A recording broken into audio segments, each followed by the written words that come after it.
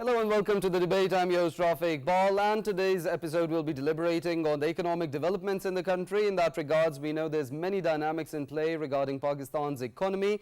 There's the statement from the Finance Minister Mohammad Aurangzeb that came out a while ago with regards to the IMF talks, in which he said that, and I quote, all matters with the IMF have been successfully resolved and that matters will be finalized in the IMF board meeting later this month. He also added that economy is now moving towards the right direction, as the finance minister had earlier in his different addresses and statements said that all the positive economic indicators are showing good signs of how the economy is being revitalized. And he further said that the ratings by the international agencies, they've also come a long way in terms of Pakistan's positive ratings. In regards the IMF spokesperson, they also gave a statement regarding the board meeting and said that it will be held on the 25th of September. Another development that we witnessed today, earlier in the day, regarding the State Bank of Pakistan's Monetary Policy Committee that cut down the monetary policy rate from 19.5% to 17.5%, a reduction of 2%, reducing the basis points by 200. If we talk about what the monetary policy is, it is the benchmark interest rate set by the central bank of any country, and therefore it influences the nation's and the country's economic activity.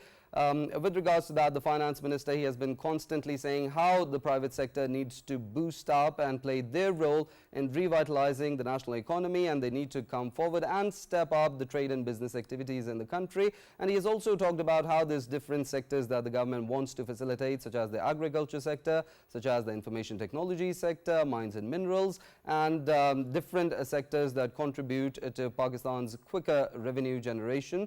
With regards to that, we'll be discussing the different aspects relating to the developments that we saw today, the statement from the finance minister with regards to the IMF, and of course the cut in the interest rate by the Monetary Policy Committee of the State Bank of Pakistan. We'll be talking about different aspects that it's going to have on the national economy, the different aspects that it's going to have on the business and trading community of the country, and the impact it's going to have on the industries of the country, and of course the reforms that need to be taken in different sectors, as the finance minister has also talked about over and over again. To talk about the topic in depth, we've been joined in the studios by Waheed, who is the Senior Vice President of Islamabad Chamber of Commerce and Industry. Along with that, we have been joined by geopolitical analyst Faisal. On Skype, we have been joined by Dr. Vaqar Ahmed, who is a senior economist, and Farrukh Pitafi, who is also a senior analyst.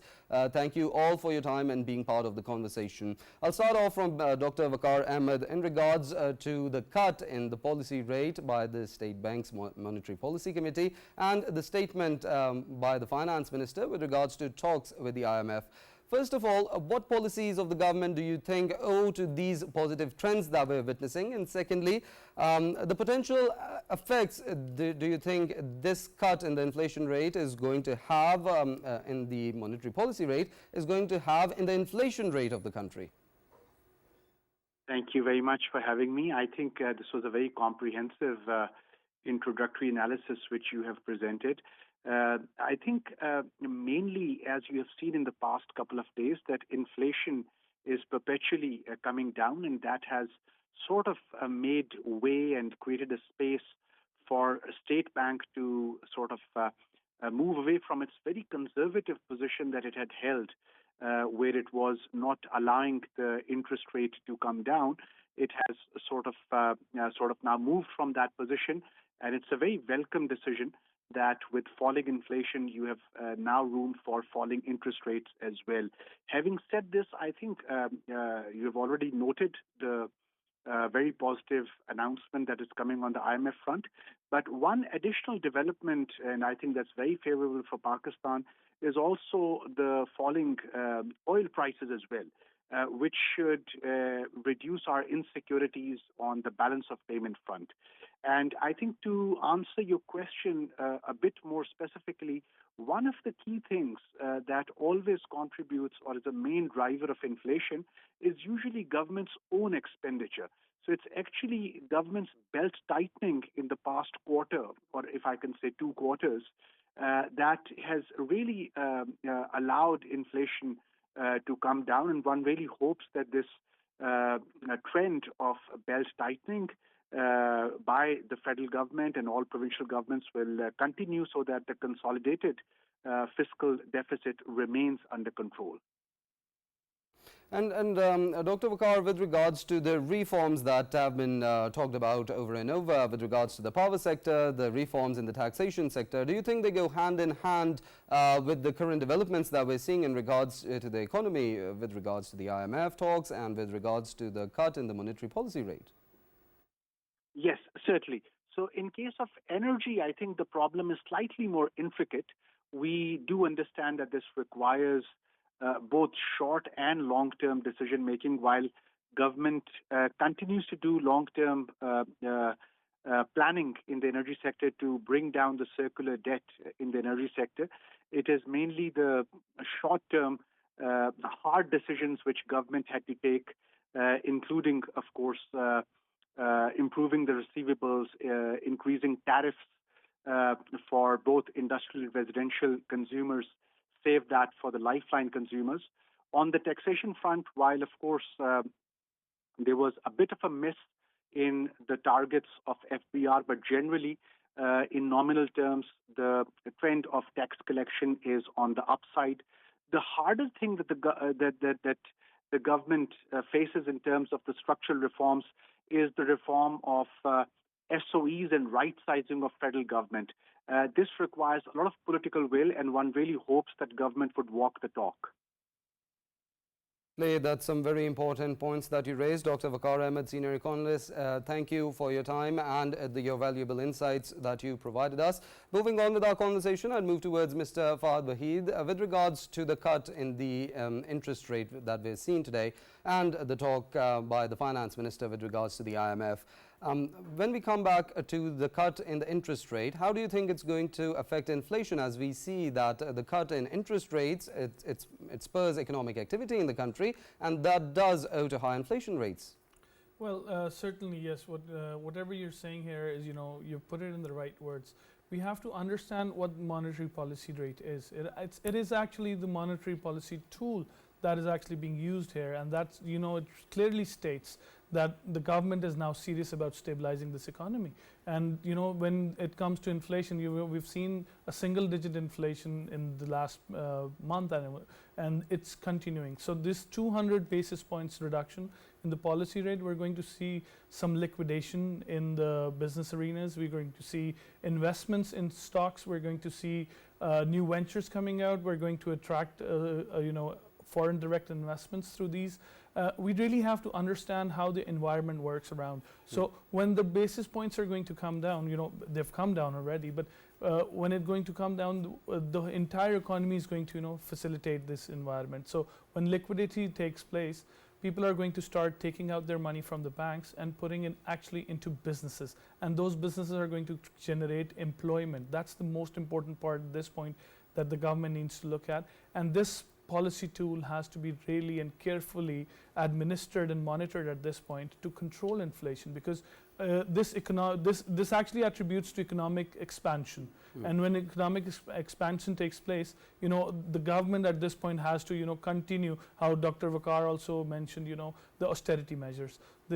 If the austerity measures are rightly in the place as they are for the past 2 quarters, if they're still in the place, I am projecting that they're probably going to go a little more lower than this policy rate.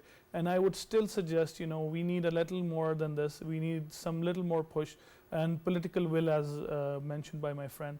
We need some more political will to actually bring this interest rate down and more liquidity into the industrialization, especially. Industries need to be revived, and that's been a problem that Pakistan's facing. So I think today's policy cut is a welcoming decision from the business community, and I really appreciate this going on. So further, I need to add that if it's done more frequently, gradually but frequently in the next year, it will create a lot of goodwill, especially for foreign direct investments coming in from different countries, especially for the local investor. Right. For Pitafi, I'd also like your comments, as economy is something, it's one of your favorite topics and you have a lot of expertise on that as well. I'd like to ask you, with the cut in the monetary policy rate, it's a welcome development from the business community, from the trading community. It's being well appreciated throughout the country. With regards to that, the private sector, the finance minister has also said that they want to encourage the private sector to come forth and play their part in re-energizing the country's economy. How crucial do you think tax reforms are going to be going head-to-head with the cut in the monetary policy rate, so they can be better implementation of the economic framework that the government is willing to undertake at the moment? Thank you very much, Rafae, for your kind introduction. Let me allow me to actually first start with the good news that we have seen today. Today seems to be a day of good news, right? For example, on one side we have seen policy cuts. It is not merely the policy cut itself, policy rate cut itself, but also underlying factors which show that something is getting better. And that would mean that the inflation rate is coming down and is at a rate where the State Bank of Pakistan actually felt comfortable to bring down the policy rate. So that is welcome development, and of course, as was pointed out earlier by more than one participant, this is going to stimulate the economy. Of course, the ideal rate would be, single-digit rate, and let us hope that we reach there very soon. But apart from that, we also heard that IMF's board is going to take up the matter of Pakistan's extended first fund facility by 25th September. So it proves the finance minister right, who was repeatedly saying that it will be done within September. And it also shows that Pakistan has been able to plug the gap, financing gap that it was facing, and which was a precondition for the IMF bailout package. So now, I think at this moment, when you talk about direction of the economy and the fundamentals of economy, I think they are improving, and this is something that deserves, congratulations, a pat on the back of the finance team of the country. And then, of course, as you pointed out, there is a long road ahead. Remember that extended fund facility is not a cakewalk. There are pledges that you make, and then you have to walk the talk as well. So in coming days, what we expect is that on one side, we are going to see fiscal belt tightening, then stimulation of further tax. That would essentially mean that you have to broaden the tax base. And for that, of course, you have to include all the untaxed or informal sector elements. So that is going to be a challenge. Of course, the government is already trying. Then SOEs are going to be a huge challenge, because eventually you have to actually divest or make sure that they don't continue to remain actually a burden on the economy. So in coming days, there is a lot of long walk that we are expected. But in the end, Rafae, as you pointed out at the start, it is a day of good developments, and we should welcome it. With regards to that, Raja Faisal, I'd also like your comment, as there's a lot of positive developments that we've seen today with regards to the country's economy. And of course, with regards to the private sector, the finance minister has been constantly saying that they want to encourage the private sector to be playing their part in revitalizing the economy as well. How do you comment on that, encouraging the private sector to do more, and with these positive trends that we're seeing and the positive policies that the government is introducing, the role of the private sector, how crucial do you think it would be at this time? Yeah, Rafae, just before the program started, and me and you and Fahad, we were having a conversation about this, that of course it's the foreign direct investment or the direct investment in any sector that matters a lot. Whether we have generated that trust with the investors, that is what is key. And I am someone who have always emphasized on the domestic economy to be up and running smoothly, because when you have your domestic economy and domestic production lines up and running and the demand sector increasing day by day, that's when you actually see the improvements in the economy itself. Why I say this? Because when we talk about the domestic production lines, of course our domestic industries, when they get of course more businesses, that's when the production increases itself. And for increasing the production, of course they want more workforce as well. So getting more workforce or requiring more workforce, it means that there would be more opportunities for the jobs for people at large. And when there is more demand from the people itself, with the reduced interest rates and the policy rates, of course you would see people having more buying power within the populations. As we know that since we were having a turbulent economy, the buying power of the people was getting affected, and that was pivotal when it came to, of course, Pakistan's domestic production as well as domestic industry, because people were relying to save money rather than buying things. And now we would be seeing that people would be showing more trust in the economy, and that would of course put them go towards the markets and keep the markets hot. When markets are hot, that means the demand from the market would be directly, of course, requirements would be made from the domestic domestic industry, and the whole circle would actually help generate more jobs. More jobs, generating more jobs mean that the economy itself would get a pace, and that pace would of course give a faster sort of pace to our economy. The money would not stick somewhere or in somebody else's pocket. It would revolve around different pockets, because more people would be having money, and then more people would be going to the markets to buy things. I think the domestic sort of production and domestic industry that needed to get a pace when it is seemingly that it is of course getting a pace in coming days. To me, I think one by one the problems which were being faced by overall economic situation of Pakistan, it would get a very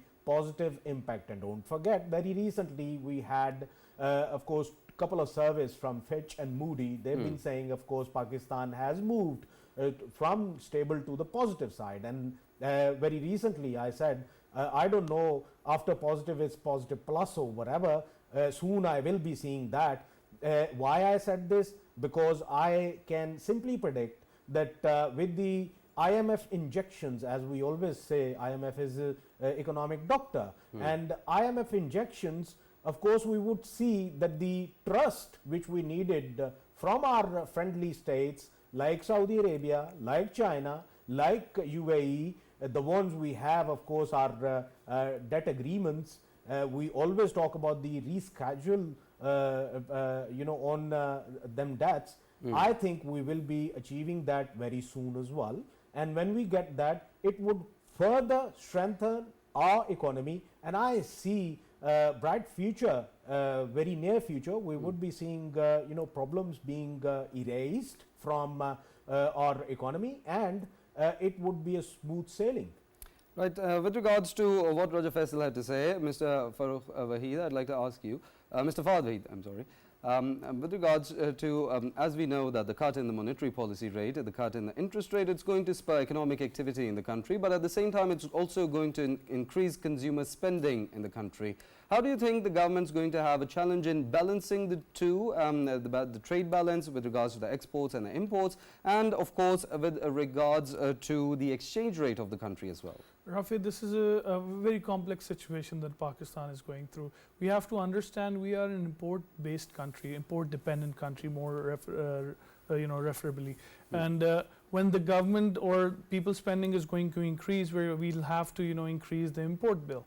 and that means spending more dollars. When we're spending more dollars, we have to ultimately resort to a part where we have to either increase our exports or work on our incoming dollars from other countries. So let's say foreign direct investments and even the foreign remittances from expats. So we have to really understand, and the government really needs to step up their game on monitoring this very perfectly. This is actually the time where SIFC is working on parallel bringing in investments, and we have seen SEO summit being held in Pakistan today. All these states are here. They're looking at this environment, and recently we just got an upgrade from Moody's and Finch just being mentioned. So we have to really understand this time is very important, and I think the way this government is performing in the past 6 months, it's tremendous. The kind of work they're put in, the hours they're putting in, they're actually showing their true results.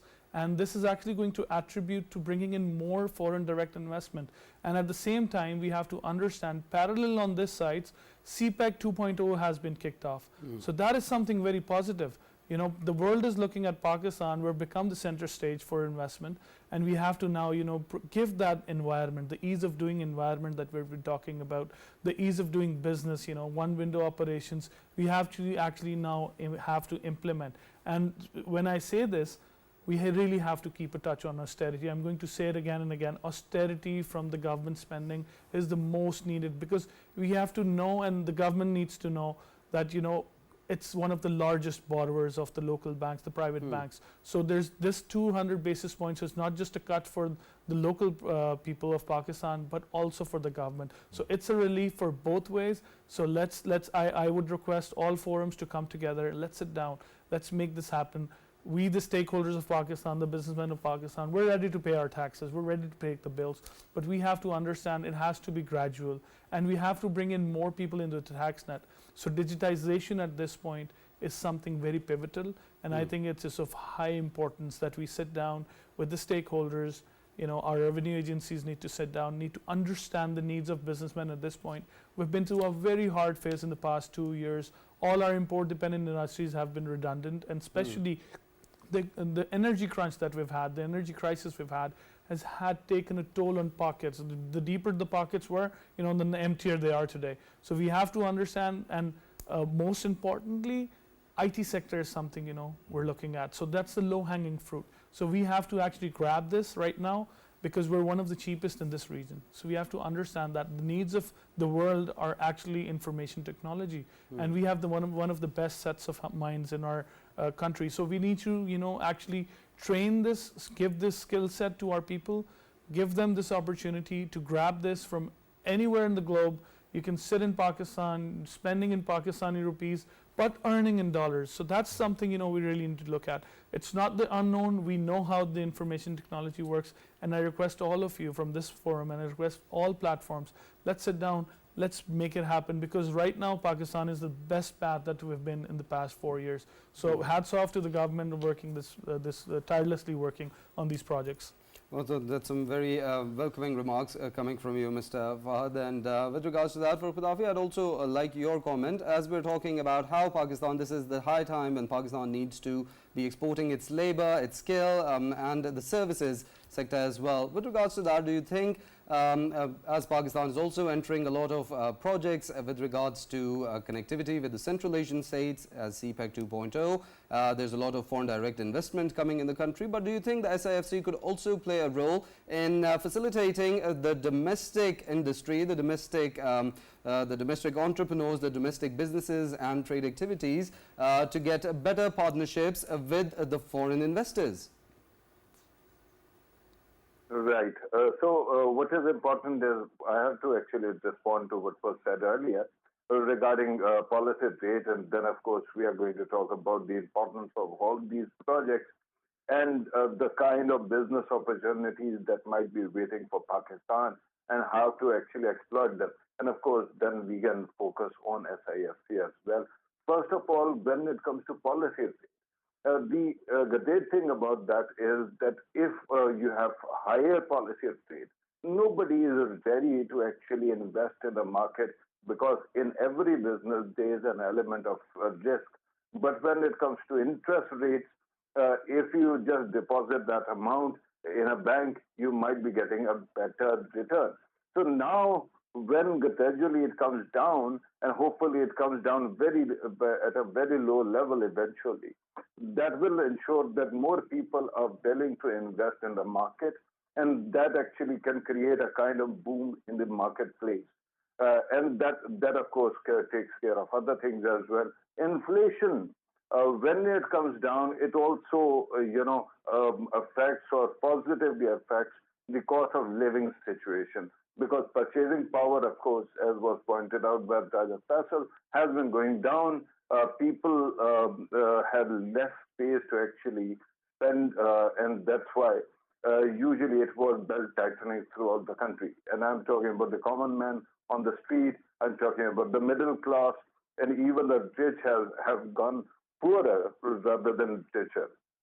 Having said that, what Pakistan first of all needs to understand is that this is an age of accelerating innovation because of Moore's law, because of so many other things that are happening in the technology world. The economy and the rate of innovation is rapidly increasing. So with that kind of a situation, what do? You have to essentially comprehend the value of value addition. Right now, what we are exporting usually is either those things that we used to learn about in schools, like leather garments, surgery equipment, sports goods, or apparel, or for that matter, textile products. But what we are not doing is actually innovate according to international market.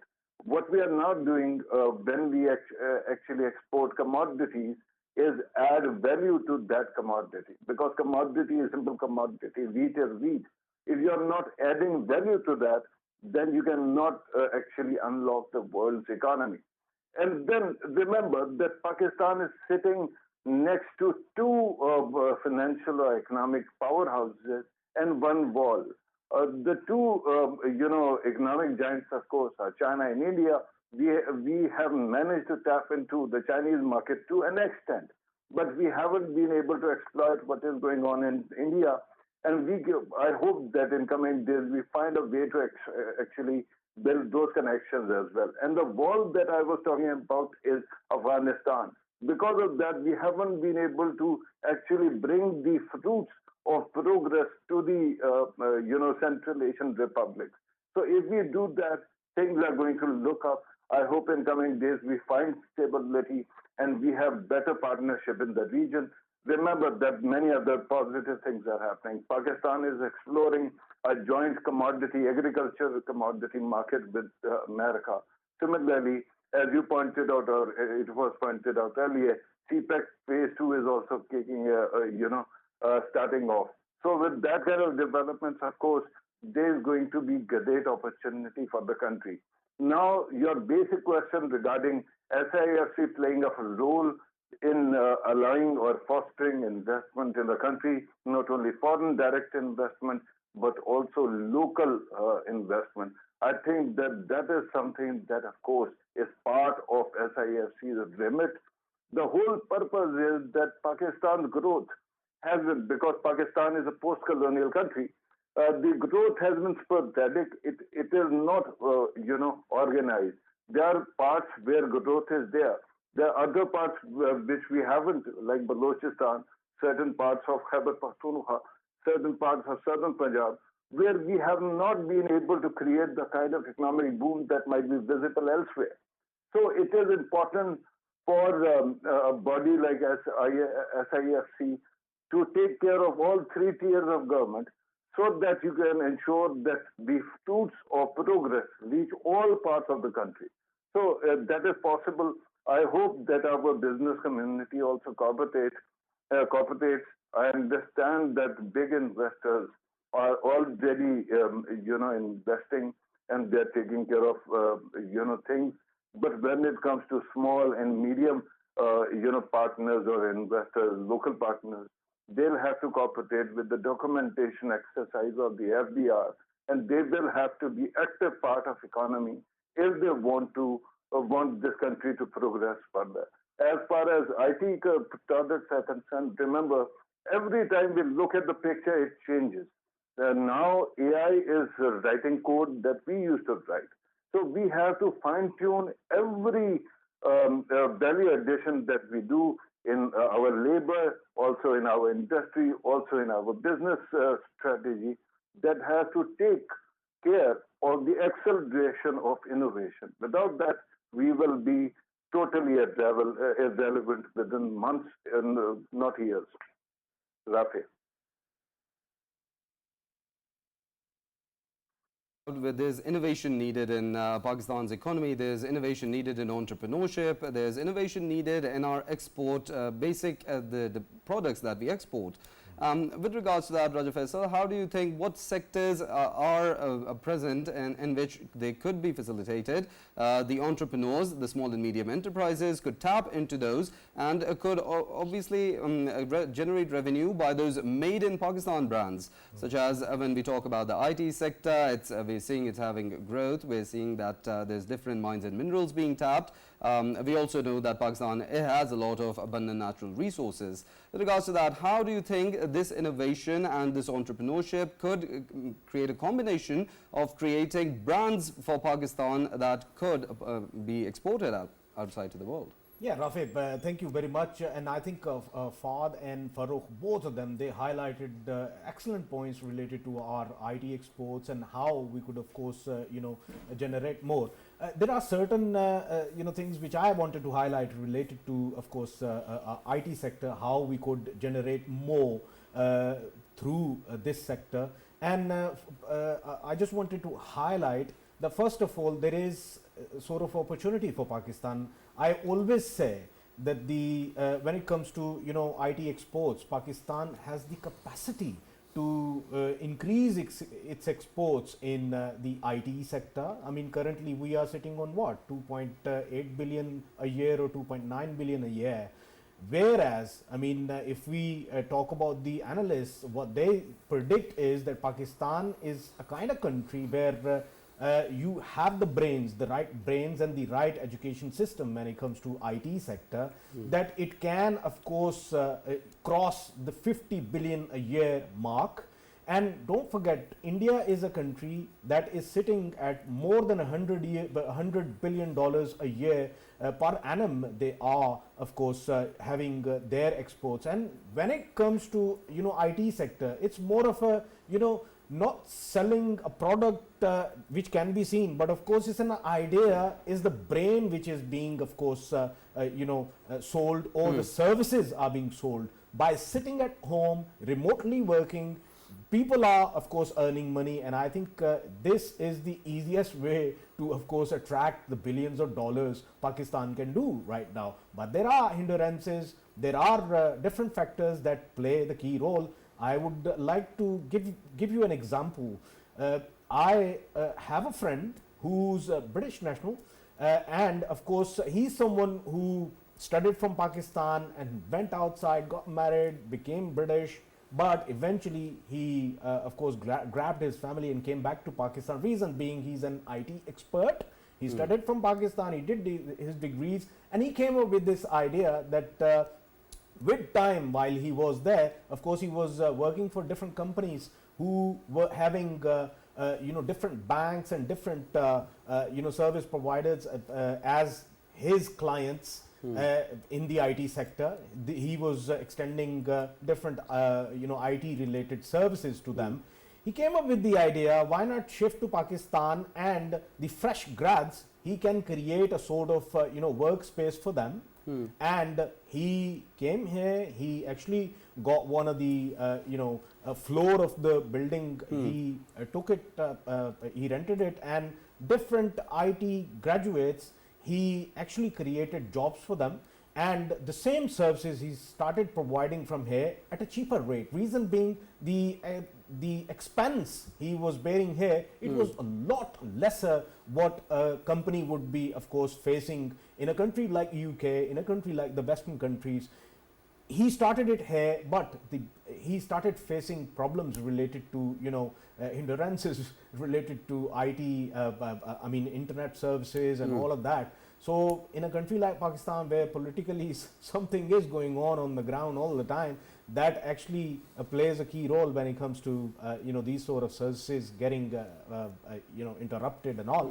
But when you have the clients sitting in the Western countries, they of course require from you or wherever you are to be having no problems serving them, then it becomes a problem. Now finally he decided to of course go back. Reason being, he said that he lost a couple of very good clients that were actually source of bringing thousands of pounds into Pakistan every month, and now he has actually gone back just very recently, owing to the fact that he was facing all of these problems.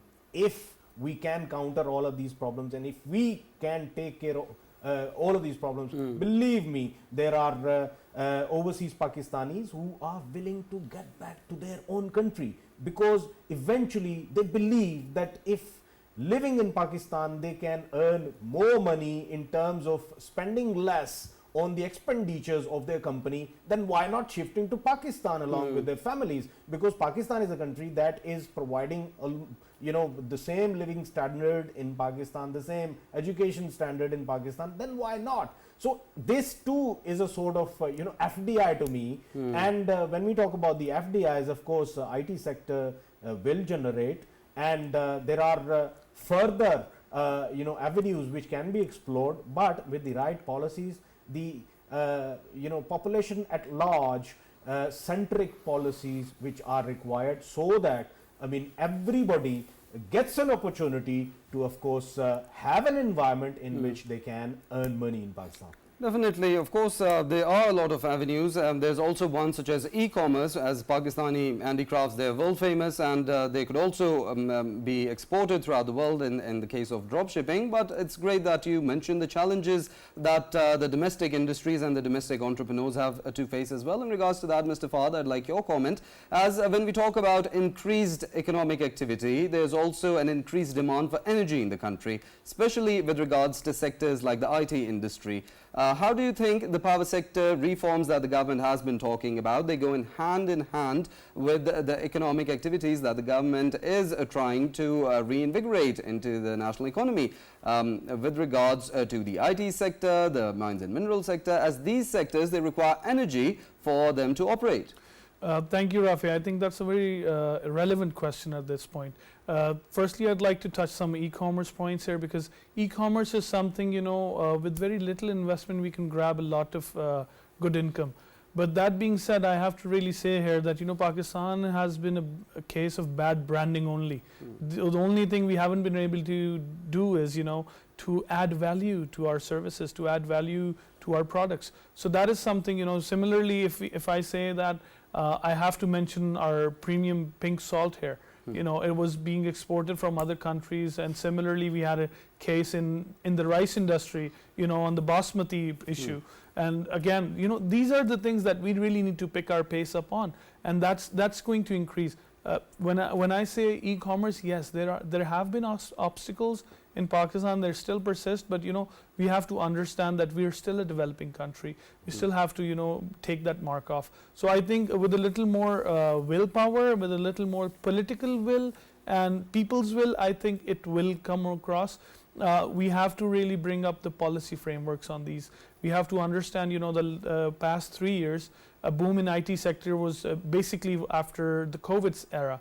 So that's where we saw a lot of influx of e-commerce, people sitting at home because they couldn't go out, and a lot of deliveries being happening, and a lot of e-commerce, and that attracts a lot of digitization at the same point. So we have to understand, if our government works hardly and vigorously on this part, we can create that tax net that we've been talking about for 3-4 years. So I think that's something very important. Now coming back to the energy part, yes, there's a very welcoming development that the government has put down 24 conditions on IPPs, and they're going to start the negotiations with all of them.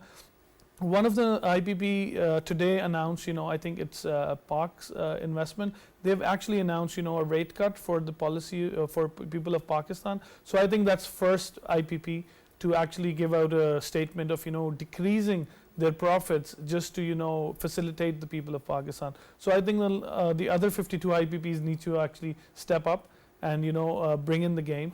And on the other end, the 24 points that have been there, there's the hindrance. There's no hindrance in talking, but we really have to understand we're going to be talking about dollars with them. We're going to be asking about remittances, how to actually bring a framework out.